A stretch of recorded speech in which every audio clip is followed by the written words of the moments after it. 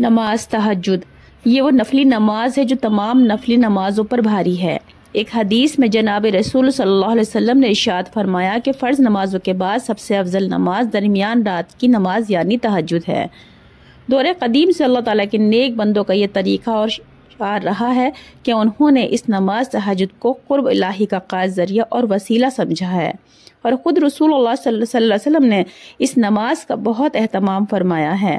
قرآن مجید میں ایک موقع پر رسول اللہ صلی اللہ علیہ وسلم کو تہجد کا حکم دینے کے ساتھ ساتھ آپ کو مقام محمود کی امید دلائی گئی۔ ارشاد خداوندی ہے، ترجمہ کہ اور کسی قدر رات کے حصے میں سو اس میں تہجد پڑھا کیجئے جو کہ آپ کے لیے زائد چیز ہے، امید ہے کہ آپ کا رب آپ کو مقام محمود میں جگہ دے گا۔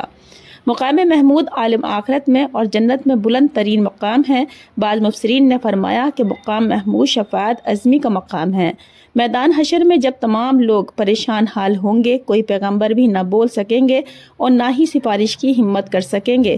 اس موقع پر سب کی امیدوں کا ماوا و ملجا جناب رسول اللہ صلی اللہ علیہ وسلم کی ذات گرامی ہوگی۔ آپ اللہ کی بارگاہ میں سفارش فرمائیں گے اور مخلوق کو پریشانیوں سے چھڑائیں گے۔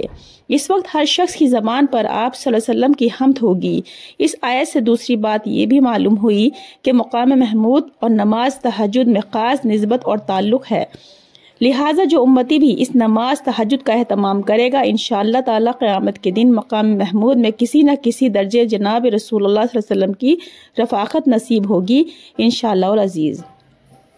قرآن کریم نے ایمان والوں کے اوصاف ذکر کرتے ہوئے فرمایا، ان کے پہلو خواب گاہوں سے علیحدہ ہوتے ہیں، اس طور پر کہ وہ لوگ اپنے رب کو امید سے اور خوف سے پکارتے ہیں اور ہماری دی ہوئی چیزوں میں سے خرچ کرتے ہیں۔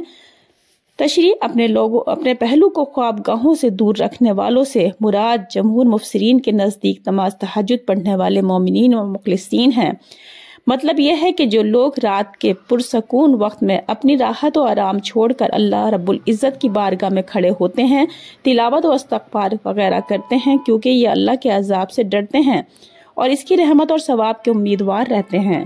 حضرت اسماء بست یزید رضی اللہ تعالیٰ سے روایت ہے کہ رسول اللہ صلی اللہ علیہ وسلم نے فرمایا کہ جب اللہ تعالیٰ اولین و آخرین کو قیامت کے روز جمع فرمائیں گے تو اللہ تعالیٰ کی طرف سے ایک منادی کھڑا ہوگا جس کی آواز تمام مخلوقات سنیں گی۔ وہ کہے گا، اہل محشر آج جان لیں گے کہ اللہ کے نزدیک کون لوگ عزت و اکرام کے مستحق ہیں۔ پھر وہ فرشتہ ندا کرے گا کہ اہل محشر میں سے وہ لوگ کھڑے ہوں جن کی صفت یہ تھی، تتجافی جنوبہم عن المضاجع، یعنی ان کے پہلو بستروں سے الگ ہو جاتے ہیں۔ اس آواز پر یہ لوگ کھڑے ہو گئے جن کی تعداد قلیل ہوگی۔ معروف القنان بحولہ ابن کثیر۔ اسی روایت کے بعض الفاظ میں ہے کہ یہ لوگ بغیر حساب کے جنت میں بھیج دیے جائیں گے۔ سبحان اللہ۔ حضرت تھانوی قدس اللہ سرا نے اس آیت کی ذیل میں لکھا ہے کہ اس آیت سے تہجد کی فضیلت ثابت ہوتی ہے۔ ایک حدیث قدسی میں اللہ کے ایسے ہی نیک بندوں کے لیے ارشاد فرمایا ہے، میں نے اپنے نیک بندوں کے لیے وہ چیزیں تیار کی ہیں جس کو نہ کسی آنکھ نے دیکھا ہے، نہ کسی کان نے سنا اور نہ ہی کسی کے دل میں اس کا خیال گزرا۔ نماز تہجد کی فضیلت احادیث کی روشنی میں حضرت ابو ہریرہ رضی اللہ تعالیٰ سے روایت ہے کہ رسول اللہ صلی اللہ علیہ وسلم نے ارشاد فرمایا کہ ہمارا مالک اور ہمارا رب تبارک و تعالیٰ ہر رات کو جس وقت آخری رات تہائی باقی رہ جاتی ہے آسمان و دنیا کی طرف نزول کر فرماتا ہے اور ارشاد فرماتا ہے کہ کون ہے جو مجھ سے دعا کرے اور میں اس کی دعا قبول کروں، کون ہے جو مجھ سے مانگے میں اس کو عطا کروں، کون ہے جو مجھ سے مغفرت اور بخشش چاہے میں اس کو بخش دوں۔ اللہ تعالیٰ کے آسمان دنیا پر نزول کے محدثین نے کئی معنی بیان کیے ہیں۔ علامہ حافظ ابن حجر رحمۃ اللہ نے اس کی 2 معنی ذکر کیے ہیں۔ ایک تو یہ کہ نزول سے مراد حق تعالیٰ کی رحمت کا نزول ہے، دوسرے یہ کہ اس سے رحمت کے فرشتے مراد ہیں، یعنی اس وقت رحمت کے فرشتے نازل ہوتے ہیں۔ بعض علماء نے لکھا ہے کہ نزول اللہ کی ایک صفت اور اس کا ایک فعل ہے جس کی صحیح حقیقت و کیفیت ہے، کیفیت سے ہم ناواقف ہیں، بس اس پر اتنا ایمان لانا ضروری اور کافی ہے کہ وہ اپنے شان انداز سے ان صفات سے منتصف ہوتا ہے جو اس کے لیے ثابت ہے۔ بہرحال اس حدیث سے اتنی بات واضح ہو گئی کہ رات کے آخری حصے میں اللہ رب العزت اپنی خاص شان رحمت کے ساتھ متوجہ ہوتے ہیں اور خود اپنے بندوں کی دعا کو سنتے ہیں اور سوال کو پورا کرتے ہیں، اور مغفرت چاہنے والے بندوں کی مغفرت کا فیصلہ فرماتے ہیں۔ بڑے خوش نصیب اللہ کے وہ بندے جنہیں رات کا یہ تہائی حصہ عبادت اور ذکر و اذکار کے لیے نصیب ہو جائے۔ سبحان اللہ۔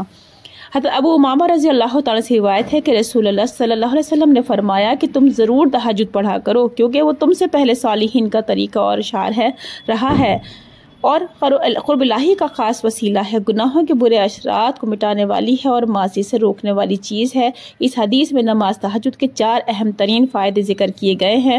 پہلا فائدہ کہ یہ قربت الہی کا ذریعہ ہے، یعنی نماز تہجد کے ذریعے سے اللہ تعالیٰ کا تقرب اور اس کی خوشنودی حاصل ہوتی ہے۔ ایک مسلمان کے لیے اس سے بڑھ کر اور کیا سعادت ہو سکتی ہے کہ اسے اللہ رب العزت کا تقرب حاصل ہو جائے۔ دوسرا فائدہ یہ ہے کہ دور قدیم سے اللہ کے نیک بندوں کا طریقہ اور اشعار رہا ہے۔ تیسرا اور چوتھا فائدہ یہ کہ انسان کو خدا کی نافرمانی اور گناہوں سے روکنے کا بہترین اور کامیاب ترین ذریعہ ہے۔ اس نماز کا اہتمام کرنے سے انسان گناہوں کے ارتکاب سے بچ جاتا ہے۔ سبحان اللہ۔ تہجد کی رکعتوں میں کی تعداد کم از کم 2 رکعت ہیں اور زیادہ سے زیادہ 8 رکعت منقول ہیں۔ جناب رسول اللہ صلی اللہ علیہ وسلم کا اکثر معمول یہی تھا کہ آپ 2 رکعت کر کے 8 رکعت پڑھا کرتے تھے، اس لیے بہتر یہی ہے کہ 8 رکعت پڑھی جائیں، لیکن یہ ضروری نہیں کہ اپنے حالات اور موقع کے لحاظ سے جتنی رکعت پڑھنی ممکن ہو سکے پڑھیں۔ اللہ تعالی ہم سب کو اس کی توفیق عطا فرمائے، آمین ثم آمین۔